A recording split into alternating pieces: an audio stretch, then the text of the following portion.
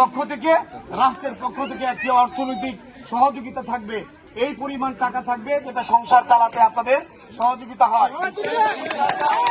সবাই সেটা পাবেন। আমরা জানি, আমরা যারা স্বামীরা আছি, আমরা পরিবারের একটা পুরুষ আছি, আমরা যা ইনকাম করি তা আমাদের স্ত্রী বা মায়ের কাছে দেই, তা দিয়ে আপনার সংসার চালাতে অনেক কষ্ট হয়।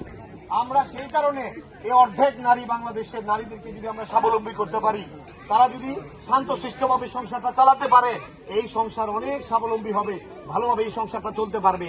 আমরা জানি আপনারা স্বামীরা যে টাকা পয়সা আপনাদেরকে দেয়, আপনারা কষ্ট করে এই টাকাটা মাটির ব্যাংকে জমান, অনেক সময় সংসার চালায়ও বালিশের নিচে রাখেন, কম্বলের নিচে রাখেন। স্বামীর প্রয়োজনে, বিশেষ করে বিপদে পড়লে, অথবা সন্তানের স্কুল কলেজে ভর্তি, অথবা বিয়ে শাদী, চিকিৎসা, বিভিন্ন কারণে ওই টাকাটা আবার আপনারা দিয়ে দেন, স্বামীকে খরচ করে ফেলেন, আপনাদের হাতে কিছু থাকে না। সংসারটা চালাতে আপনাদের কত কষ্ট হয়। তাই আজকে সরকার আসছে, সরকার গেছে, কিন্তু তৃণমূল মানুষের যে কষ্ট বিপদ সেটা বোঝার জন্য অনেকে আমরা চেষ্টা করি না, যারা আমরা বিভিন্ন সময় দায়িত্ব পেয়েছি। আজকে আমরা তাই গ্রামীণ মানুষ, যারা গরিব দুঃখী সাধারণ মানুষ, তাদের জন্য আমরা কাজ করতে চাই। দয়া করে আপনারা মন ঘাবড়াবেন না। আল্লাহর হস্তে আগামী দিনে বিএনপি যদি রাষ্ট্র পরিচালনার দায়িত্ব পায়, আমরা নারীদেরকে স্বাবলম্বী করবো, নারীদেরকে চাকরি বাকরি সহ কিভাবে অর্থনৈতিক ভাবে আপনারা মজবুত থাকতে পারেন, পরিবারটা শক্তিশালী ভাবে চালাতে পারেন। আমরা গ্রামীণ অবকাঠামো উন্নয়ন করব, গ্রামীণ অর্থনীতিকে মজবুত করব, আমরা কৃষকদেরকে আমরা কৃষি কার্ড দিব, এরকম অনেক পরিকল্পনা আছে। ইনশাআল্লাহ মা বোনরা যারা, আপনারা আমার জন্য দোয়া করবেন। এখানে অনেক মুরব্বীরা আছে, যুবক ভাইয়েরা আছে। আমরা ইনশাআল্লাহ আগামী দিনে যুবকদের জন্য আমরা কর্মসংস্থানের ব্যবস্থা করব। এই যে আপনাদের কালিকা প্রসাদে বিসিক হয়েছে, বিসিকে আমার জানা মতো 1-2টা শিল্প প্রতিষ্ঠান হয়েছে, ওই ধরনের কোন শিল্প প্রতিষ্ঠান হয় নাই। যদি শিল্প প্রতিষ্ঠান না হয় তাহলে কিন্তু কর্মসংস্থান হবে না।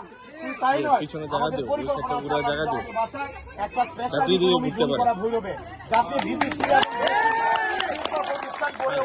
শিল্প প্রতিষ্ঠান গড়ে উঠলে আমাদের ছেলে মেয়েদের চাকরির ব্যবস্থা হবে। বেকার যারা আছেন, আপনারা জানেন প্রায় 4 কোটির উপরে আমাদের ইয়াং জেনারেশন, নতুন প্রজন্মের জেনারেশনের ভোট, আমরা সেই ভোট কিন্তু গত 3টা ইলেকশনে দিতে পারি না, তাই না? নতুন ভোটার যারা, তাদের জন্য আমরা এই আন্দোলন করেছি, যুদ্ধ করেছি। নতুন প্রজন্ম আমাদেরকে আন্দোলন করে চোখ আঙ্গুল দিয়ে দেখিয়ে দিয়েছে কিভাবে স্বৈরাচারকে একটা অহিংস যুদ্ধের মাধ্যমে পরাজিত করতে হয়।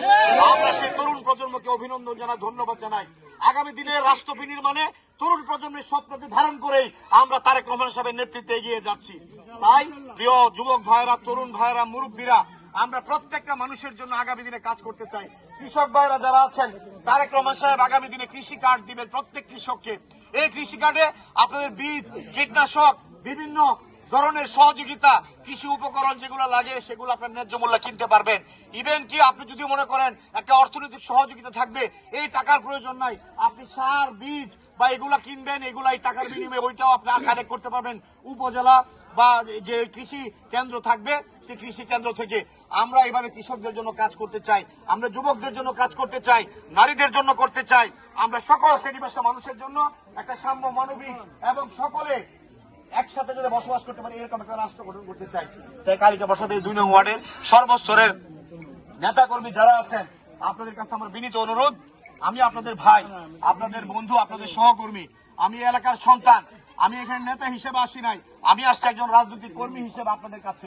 আপনাদের সহযোগিতা আমার প্রয়োজন। যে দলটা